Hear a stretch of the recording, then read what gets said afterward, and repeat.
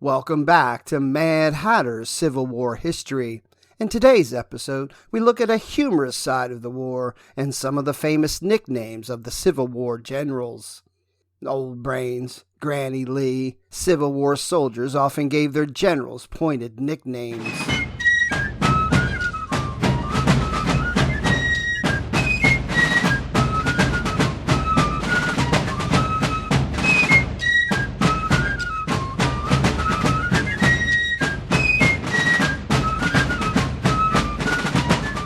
The relationship between soldiers and their commanders can be indicated by nicknames, which also provided insight how the opponents and civilians on both sides thought about the various generals.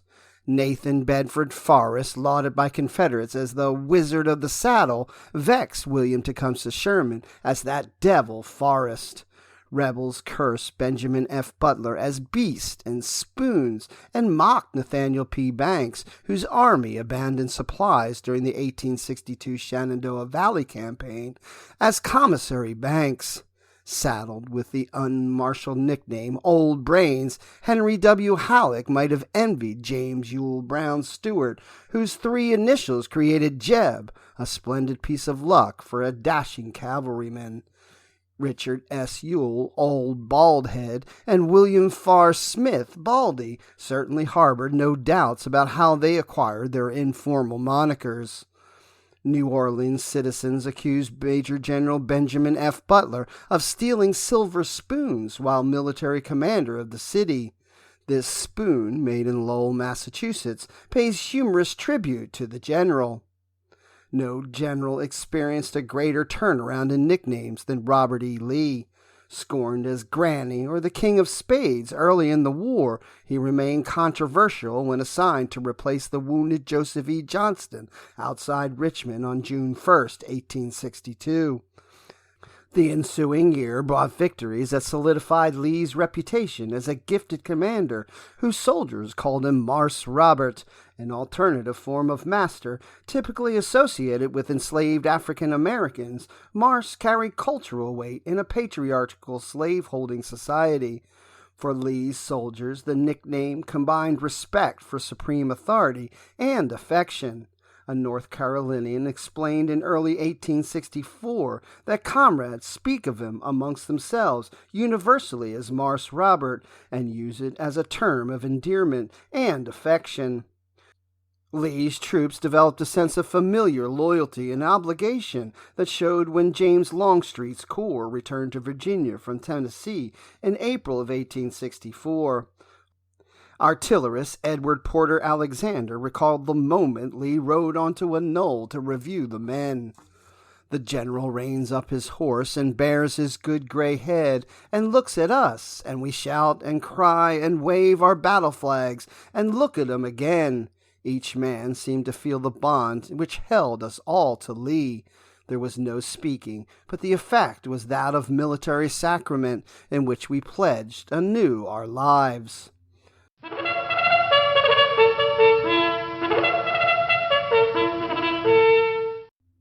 Only George B. McClellan inspired comparable devotion among men in the ranks. His nickname, Little Mac, conveyed no sense of military talent or purpose. Indeed, as a diminutive version of McClellan, it could be construed as somehow negative. But the nickname had nothing to do with stature. At 5 foot 8 inches tall, McClellan was slightly above average height, and everything to do with it acknowledging a sense of closeness between the general and his troops. McClellan worked hard to build a spirit in the Army of the Potomac, making himself accessible through unannounced visits to camp and using reviews to imbue the men with a sense of being part of the Republic's greatest military force. In important ways, the Army remained McClellan's after he departed in the wake of Antietam. A Rhode Islander captured prevailing attitudes in the ranks to McClellan's removal in early November 1862. This had been a sad day for the Army of the Potomac, he wrote. General McClellan has been relieved from command and has left us. He rode along the lines and was heartily cheered by the men. This change produces much bitter feeling and some indignation. McClellan's enemies now rejoice, but the army loves and respects him. Avuncular imagery usually signals strong ties between soldiers and their commander. William Tecumseh Sherman and Joseph E. Johnston, known as Uncle Billy and Uncle Joe by their men, forged reputations as officers who avoided unnecessary bloodshed and looked after their troops. Uncle John Sedgwick, chief of the Union's Sixth Corps, stood, in the words of one soldier who commented on the general's death at Spotsylvania, as our friend, our idol, the great leader, the cherished friend, he that had been more than a father to us all. Old figured in many nicknames and often indicated a reciprocal bond across ranks. Although celebrated as Stonewall, surely the best of all Civil War nicknames, Thomas J. Jackson most often was Old Jack to his men.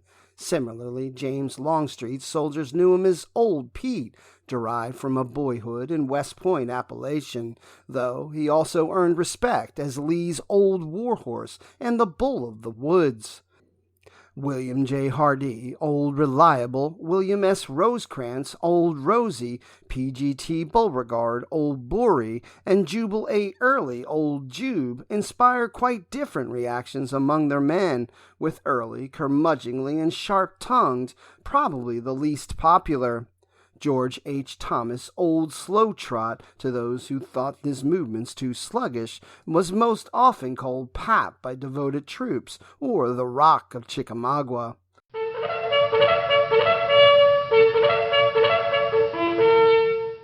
A positive nickname could be turned against an officer.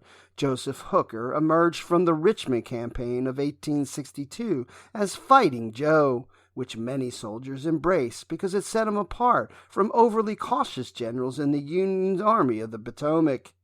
Hooker despised it. "Don't call me Fighting Joe," Harper's Weekly quoted him as saying in February of 1863. R.E. Lee took a dismissive tone in late February of 1863, saying, "I owe Mr. F.J. Hooker no thanks for keeping me here in this state of expectancy. He ought to have made up his mind long ago what to do." After Hooker's collapse at Chancellorsville, the nickname became a weapon for anyone of a satirical nature. Similarly, John Bell Hood, known as the Gallant Hood in the Confederacy, fell victim to a sarcastic twist during his army's retreat from Nashville in December of 1864. To the tune of the Yellow Rose of Texas, some of his soldiers, in lyrics that compared Hood unfavorably with Joe Johnston, sang, "I'm going back to Georgia to find my Uncle Joe. You may sing about your dearest maid and sing of Rosalie, but the gallant Hood of Texas played hell in Tennessee." Soldiers bestowed no nickname of some of the war's leading generals. Ulysses S. Grant initials yielded Sam, short for Uncle Sam, from fellow cadets at West Point, and Unconditional Surrender from newspapers after Fort Donelson, and Confederates and some Democrats, especially Copperheads, called him Butcher during the Overland Campaign. But no lasting nickname originated with his troops. John Pope, Braxton Bragg, and Irvin McDowell, among Army commanders, similarly emerged from the conflict without a nickname. That might have been a good thing in each of their cases. It's your history. Learn it, know it, love it. Like and follow so you don't miss any of the exciting episodes from Mad Hatter's Civil War history.